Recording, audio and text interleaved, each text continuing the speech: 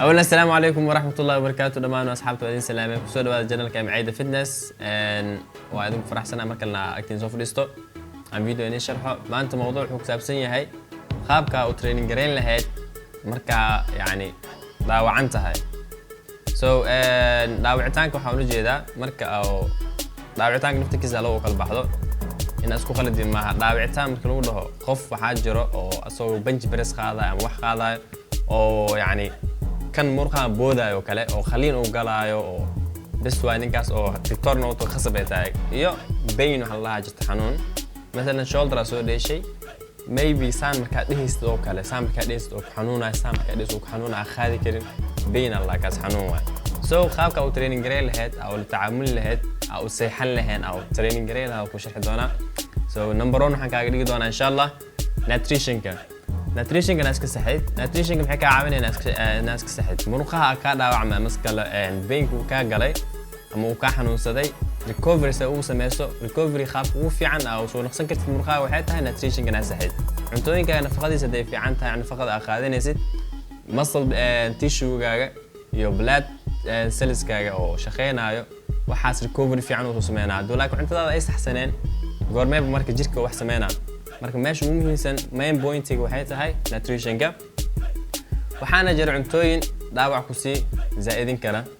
cuntooyinkaas maxaa ka mid ah yani mesela hada xasaasiya qabta xasaasiya waxa qabta lagu dhahay doorada iyo ukunta maxaa marka aad sameynaa doorada iyo ukunta cuntid xasaasiyada ku kicso cunta ku kacayo wajigaaga gaduudanayo marka dhaawacanta jirka uu dhaawacan yahay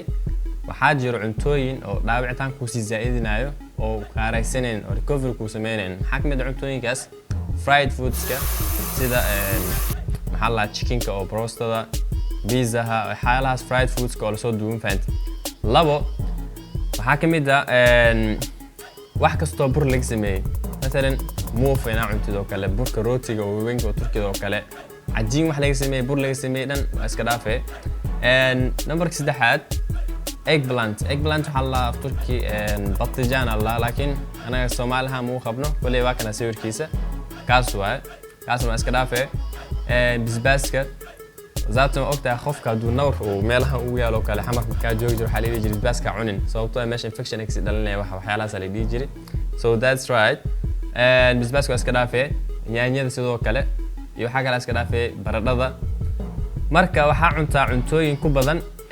omega 3 fatty acids waxa jira kaniini oo omega 3 la lahayo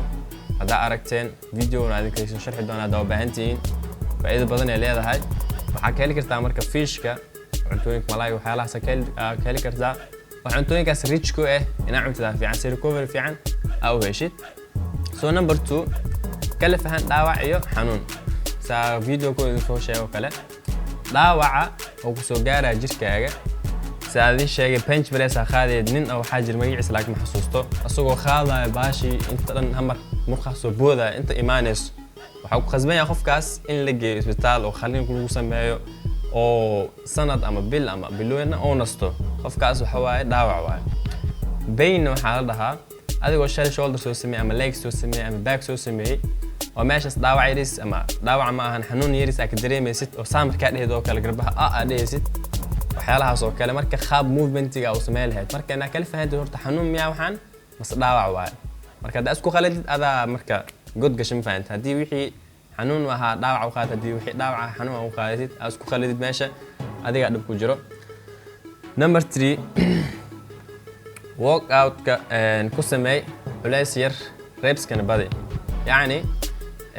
مثلا marka qaadi jirtay biceps ko kale 30 kilo saan u qaadi jirtay مثلا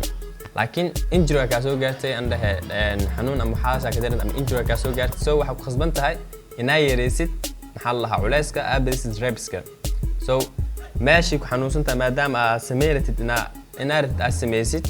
culays weyn hada ku qaadid meeshii waxa ka sii dhalna dhaawac weyn inaad repska u badisid light weight qaadid ku fiican taasina sameeysid sababtoo ah dada waxa jiro markay xanuunsan yihiin ama jirka markay ka dhaawacanta markay yani xanuun ay dareemayaan inay iska seexdaan koob horta waxa haboon mar hadii aad dhaawacantid ama qasab horta mar hadaa dhaawacantid oo murqa ku boodam waxa isbitaal qasab aaday hadii xanuunkaaga أي زائد نقطة مثلا shoulder markaa soo dheesho xanuunka ay zaid ay noqoto waxaa haboon doctor inaad u tagtid doctorka aad la tashatid aad dhahid waxaan ay u dhacay jimka noo joogo ee maxaa ila talinaya hadduu ku dhaho masalan waxaan zaid ay kugu naqatay xanuunkan zaid waaye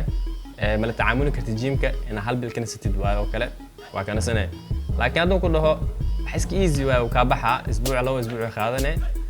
waa wadanay masalan dhinacan qaybtan masalan bicep dhinacana marka xanuunka dareemaysa laakiin dhinacan qaybtan kale wax dhamma dareemaysa marka adiga dhig gacantan aad xanuunsan tahay waa dhaafay gacantan aad ka training gareynay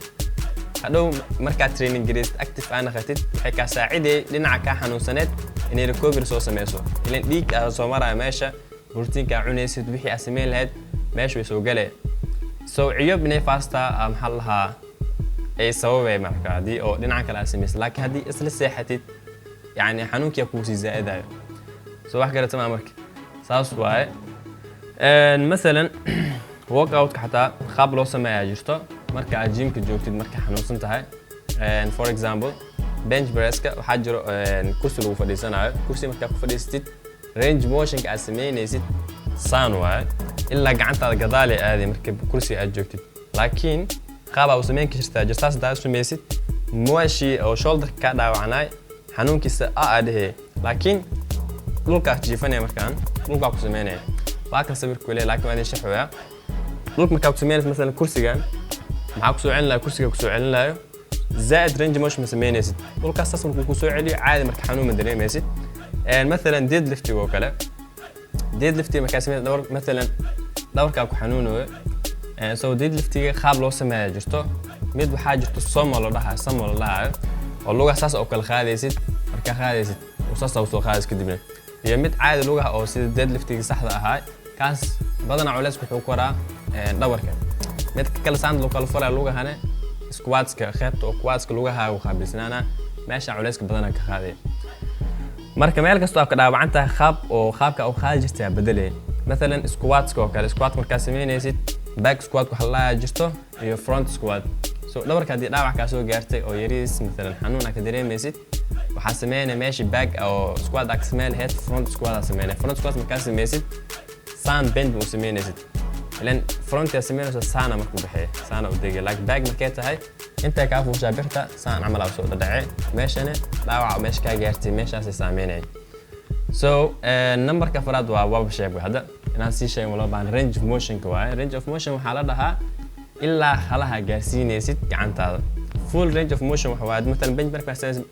برس مكاسمين ست full range motion اسمينه سا إلا على هنا جينوسا لكن full range motion مركي هن كعنت كنا بسوي علنا هذين راح على الدريم مركز injury في محلها حنون بدنا مدريم يصير نمبر كشنات وحا استعمالها different exercises يعني ماشي أكسمين لهاد هوري مركا أكسمين جستي dead lifting qaabkan ku sheegay caadiga badalkiisu waxa sameynay somo deadlift meesha ka sameeyay horta meesha ka sameynay hore squatska back squat meesha ka sameeyay jirtay front squat ka dhiganay wax kasto ay sameeyay jirtay qaab ka fiican oo fiirinay marka waxaan rajeynaa videoga ka faa'iiday marka waxaan kula talinaa naftirkeyga